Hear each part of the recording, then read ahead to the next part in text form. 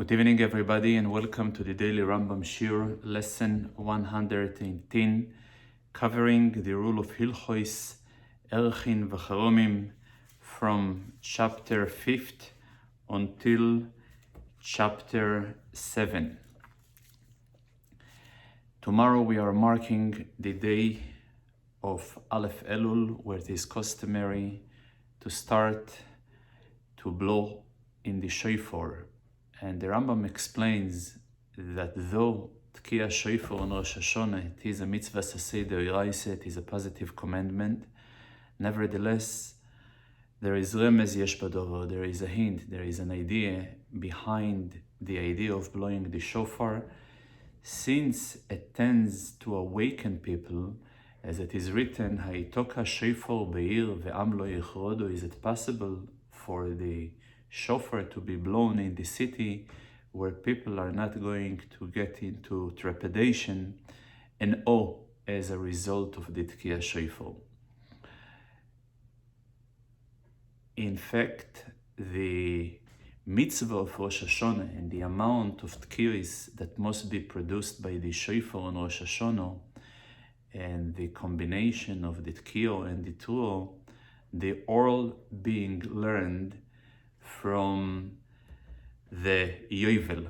Yovel is the 50th year, which were noiheg in Israel only the time when Kol Yoshvei Oleo, and when Moshiach Mirza Hashem will come soon, as the Rambam begins in Hilchos Melochim Umilchamoiseihem, that part of the items that Moshiach will bring back and machzir and bring back the kingdom as it was from the korbonos, and he mentioning in addition shmiting ve'yovlois.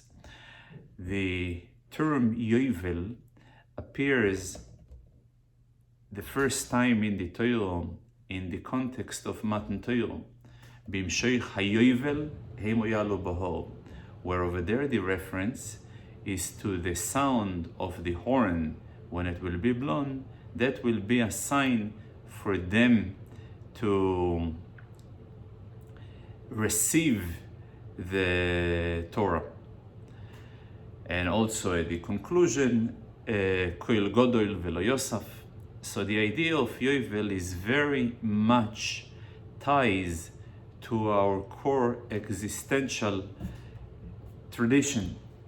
And in this Perek as well, though we are speaking in Hilchos, Arachim, Vacharamim, different types of dedication a person commits, some or all his property, or almost all of his property, as we will see soon.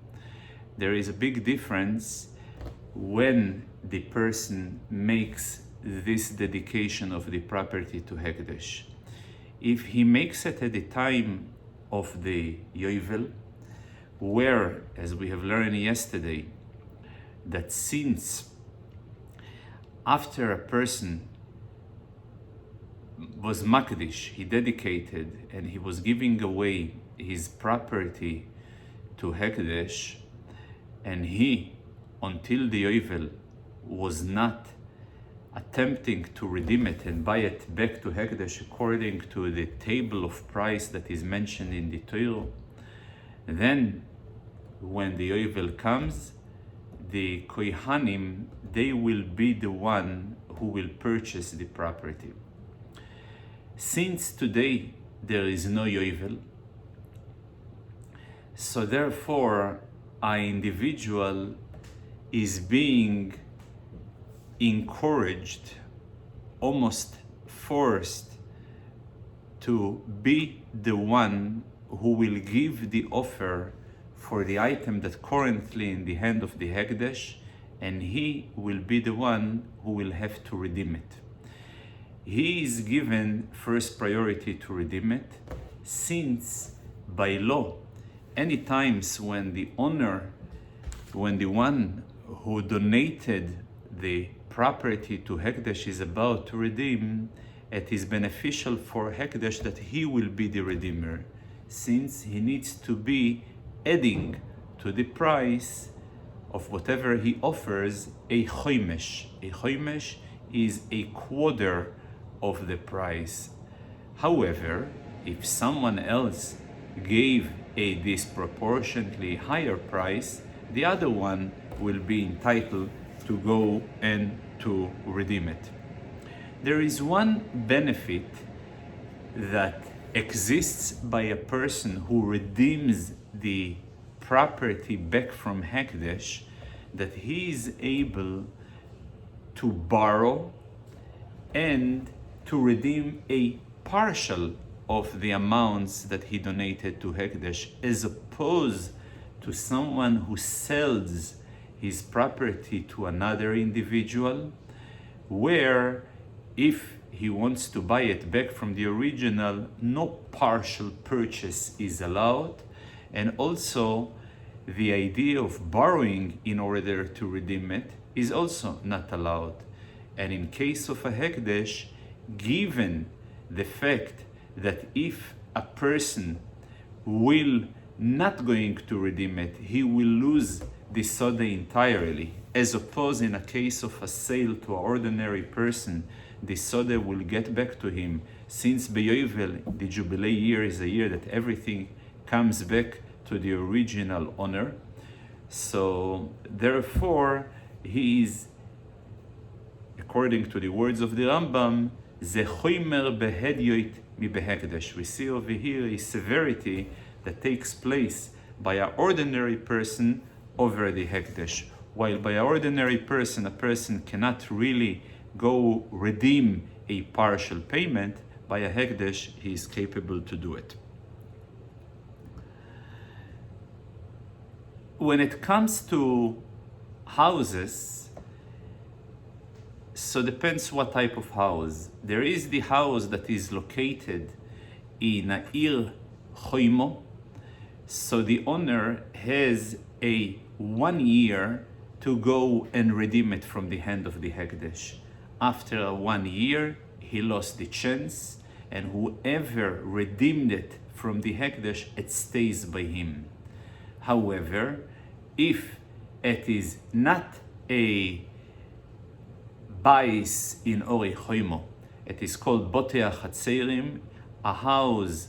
By the way, Ori Choimo means those cities that they had a wall to them from the ancient time. From the times of Yeshua ben Nun is the cut-off time. However, any type of a house that is not in a Botei Ori Choimo, a person will always have the chance to go and redeem it. And if it's not going to be redeemed, anyway, it goes back to him in the year of Yovel. The idea of Yovel is what we call the world of freedom, where everything goes back to its original form. People who were slaves, they are being redeemed. Sodas, fields, or real estate properties, houses, coming back to their original owner. One of the ideas behind marking and celebrating the idea of Yovel is to demonstrate that God Almighty is the only owner of the land, and therefore, even when a person is able to purchase, it will be only a temporary purchase.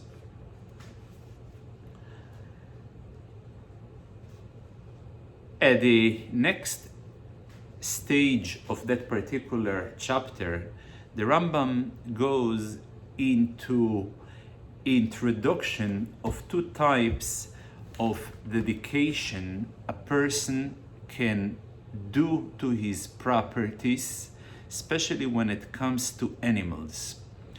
There is in the temple a department, the treasury department.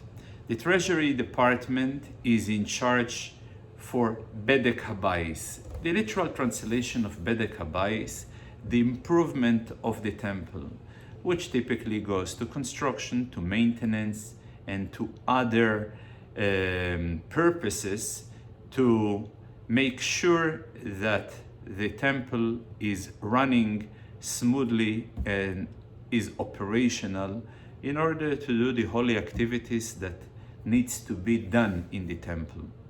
Then there is another type of dedication a person gives to Hekdesh, which this is called Kedushas Mizbeach.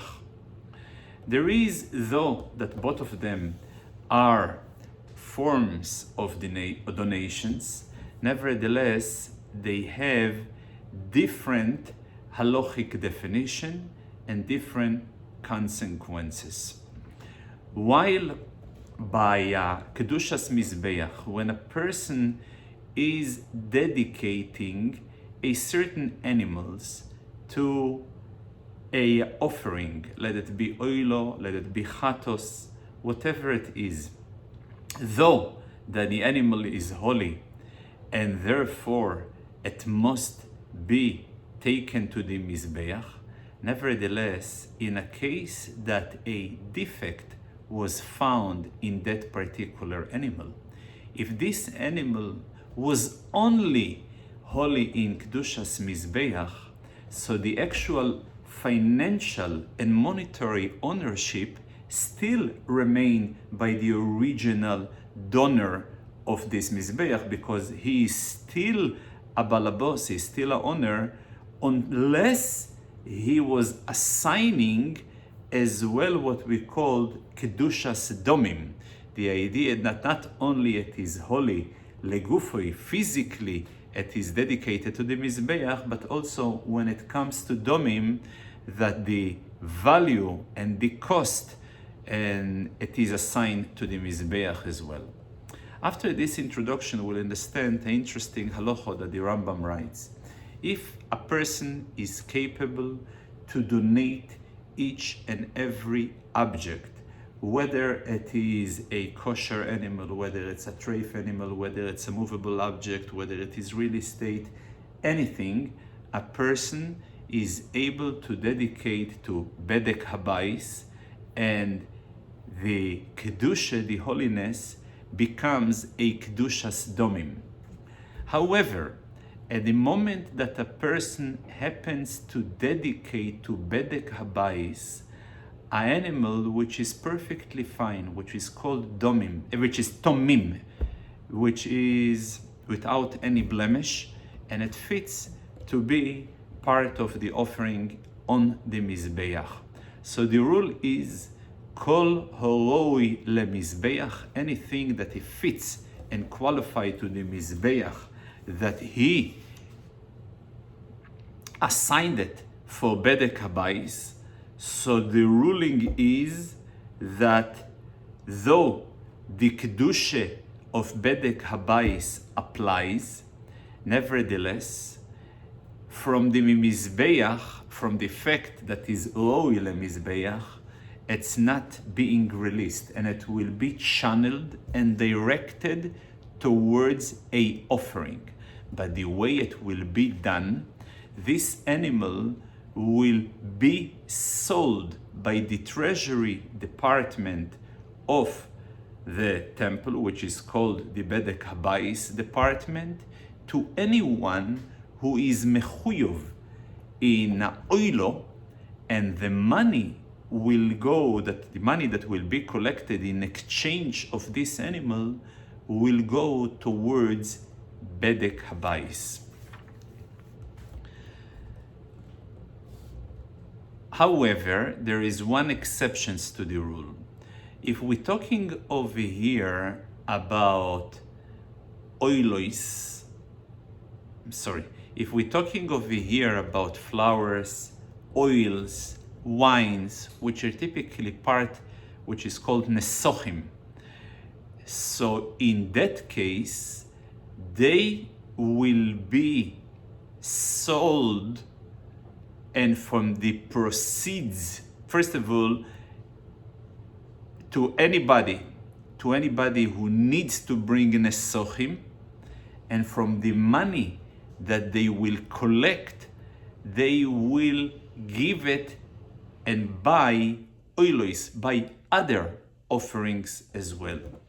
And the reason is because any item that is okay to turn the item into a redemption, any item that belongs to the altar, however it is redeemable, so then Bedek Habayis will benefit from it.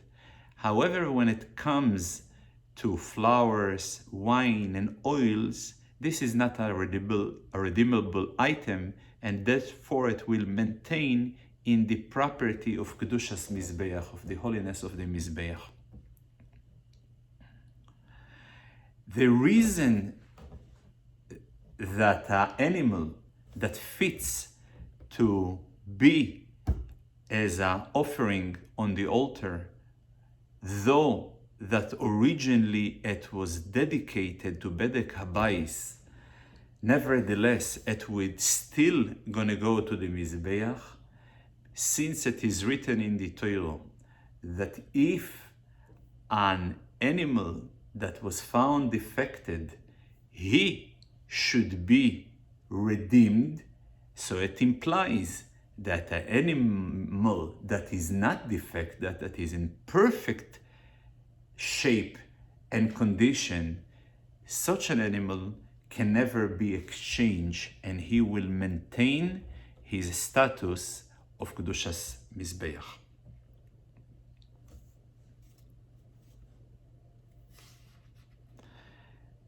If a person went ahead and he was dedicating a perfect animal without any blemish to the altar, and turns out that she got defected, so in order to redeem it, must be a proper assessment and appraisal done by the Kohen.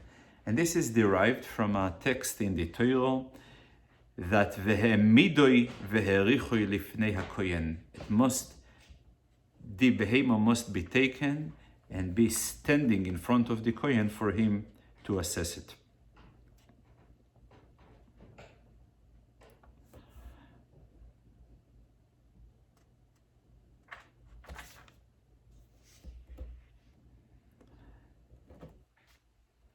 Yesterday we have learned all about Arachim, about valuation.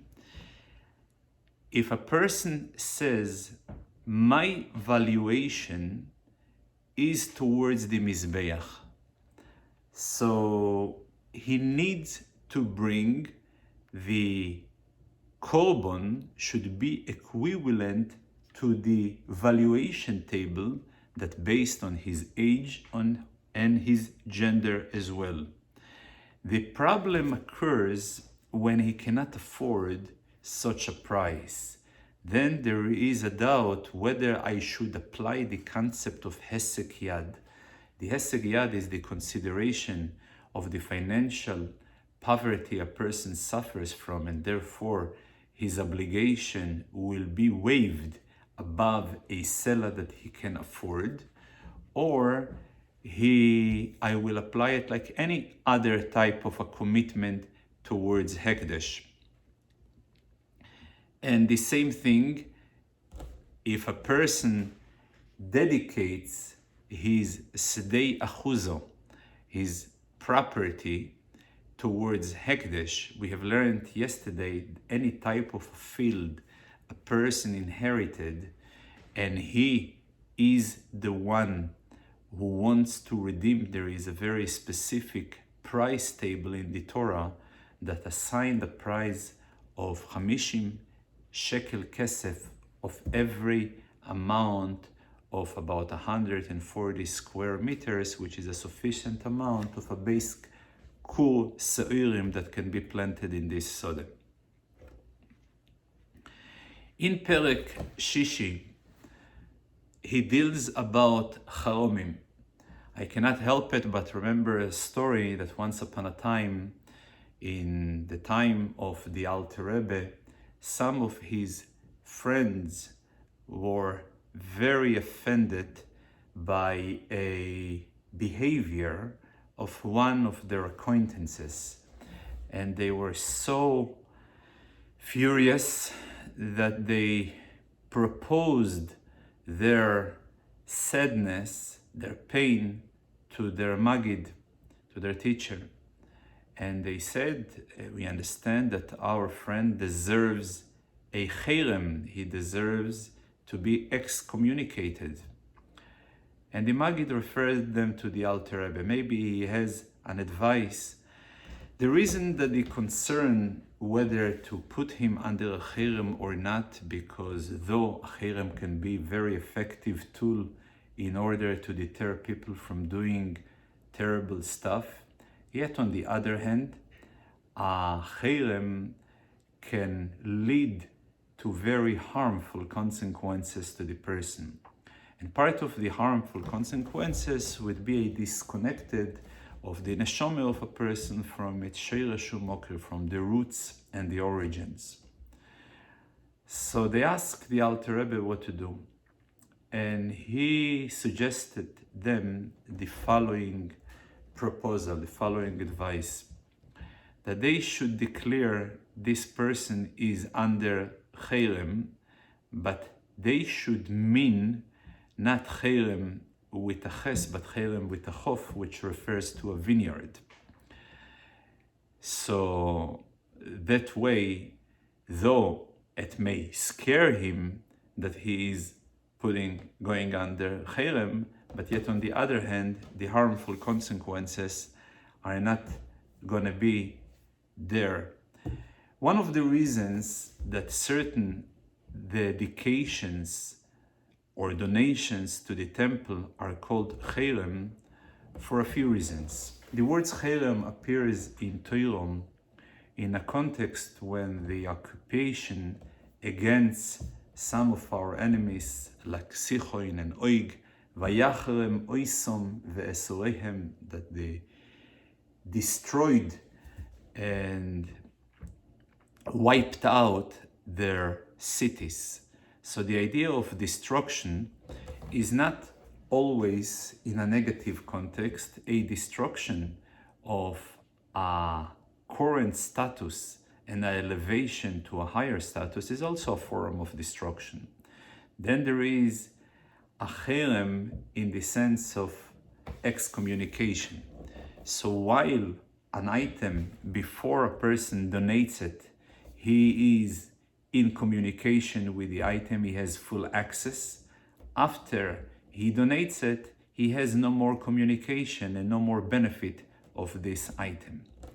However, the word cherem, if it comes only without an attachment to another word, can be cherem shomayim, cherem lehekdesh, cherem lebedek habayis, cherem lamizbeach. So it's clearly, it goes to the needs of the temple. If a person, however, says cherem stam, it's a reference to a kohen, that this item belongs privately to a kohen. Obviously, not every kohen can have access to it. The rights to this item, this kohanim who happens to serve in that particular mishmor in Beis HaMikdash that day, they will be the only one who will be qualified to benefit from this item. It is important to note that while the item is in the property of the donor, it will be viewed as hekdesh because it is designed to directed to a party outside of him. At the moment that it got to the kohen, so then it becomes a property of the kohen, like any other property of the kohen, unless otherwise specified. It is his own property, and for him, for the kohen, it is like chulin. A kohen himself can take the same item that was donated to him as cherem, and he as well can make a cherem of this particular item and pass it further. However, he cannot claim that as a kohen he is qualified to be the beneficiary of this item. This item must go to other kohanim, that they will be the one who will benefit from this item. Though a person is suggested never to donate all his property, since the Torah referring mi kol asher loi, mi is from what he has, but not all what he has. He always needs to leave something for himself. However, if for one reason or another he decided to violate this suggestion, his words are effective and they are taking all his property, including the tefillin he wears. It's not his anymore. A person can also dedicate his Eved Knani to the property of Beis Hamikdosh, and no more he can have benefits of the Eved, and the Eved himself cannot really benefit of himself, since he is a property of Hekdesh. So the only way a Eved will be able to benefit if he will borrow, so he will be in a negative, and each and every less than a pruto that he is producing will be paid towards his debt that he owes already. The reason why he needs to keep producing less and less than a pruto in order to prevent a situation that Hekdesh will be having the right, the first claim towards those assets, which are being produced from his work that he is producing.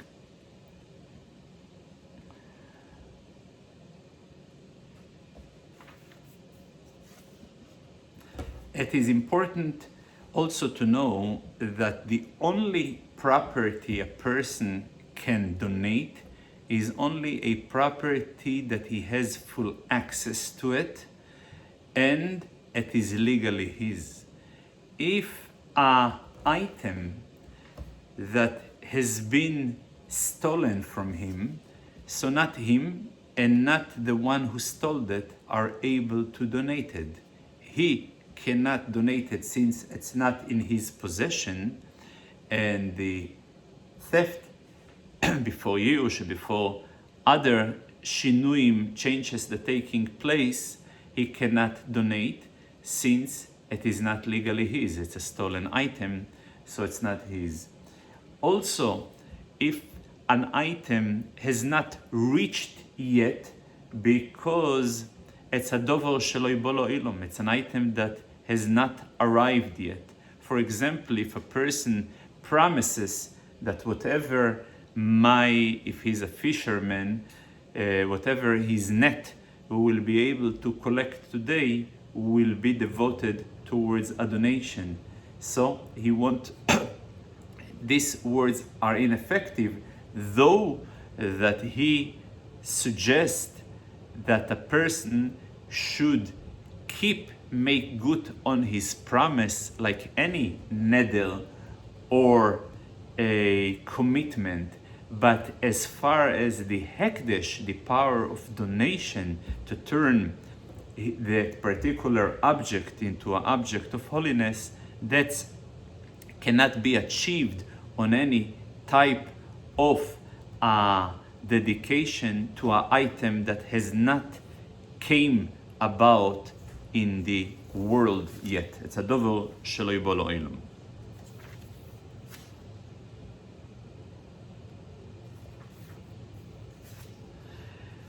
In the final chapter, the Rambam makes a few stipulations what type of currency will be acceptable in order to redeem a donation that was made by him. And similar to what we had already in the past in connection to Shavua Soedus Apikodin and regarding to Metzia, there is a few items that being excluded as a currency that will be acceptable to redeem with that currency a hekdesh. And what are the items? Are three items. Karkois, a person cannot redeem a donation with a karka. A person cannot redeem with a shtar, with a bond, and he cannot redeem it with avodim, with servant.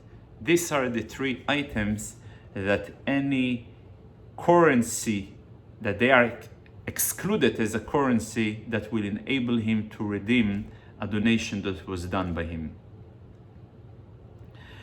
We've learned before that if a person redeems a donation that he gave to the Beis Hamikdash, he must add another 25% to the amount that he is redeeming with. However, if for one it is not critical to prevent him from benefiting the item, especially when it's Shabbos. So when it's Shabbos, he can, and we're talking about food, he can mitzad oineg Shabbos, to have pleasure in Shabbos and to benefit from food, and postpone the payment of the choimesh to after Shabbos.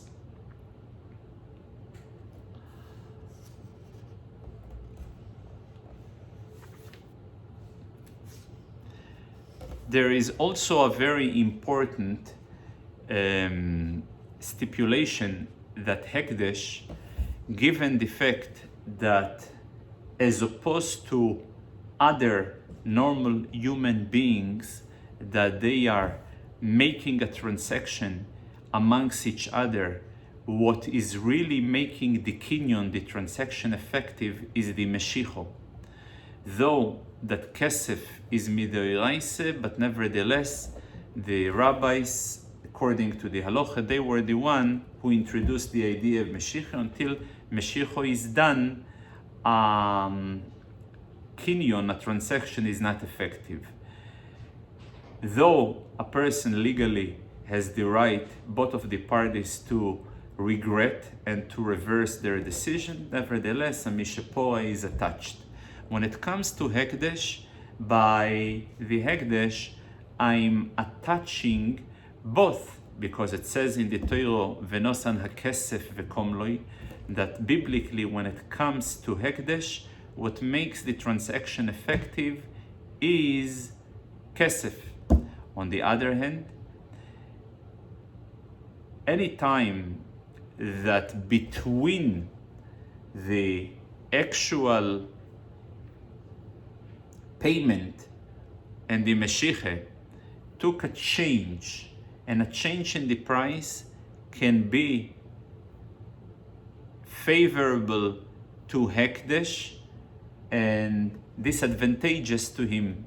So the ruling is, I will apply any scenario towards the benefit of hekdesh and towards this advantageous side of him, as according to the rule of Yad Hekdesh al Ho'elyoinu. Though that any process of redemption of an item must have a proper evaluation and assessment, nevertheless, if an item of hekdesh, even though it was worth 1,000, it was exchanged for an item that is worth a pruto, it is a effective redemption. There is a few interesting powers that were given to hekdesh when it comes that it is able to break pre-existing liens on a property. For example, if a person owes a ksuva to his wife, or he owes a debt to his creditor, and they have a lien on a particular property, yet he went ahead and despite the lien that hekdesh has, he donated this property to hekdesh. So they cannot have any claim towards this property. However, at the moment that someone else, a third party, went ahead and redeemed the field from Hekdesh, then the wife with her ksuva and the creditor with his debt have a full access in order to exercise their lien on their property. And in fact, when the Beis Din will auction the sode in the open market, they will stipulate as part of the terms of the proposal that whoever will redeem the field, he must consider a satisfaction of the pre-existing debt that is currently on that particular field. Thank you very much, and ksiva v'chasim atoivo, leshon atoivo, mesuko.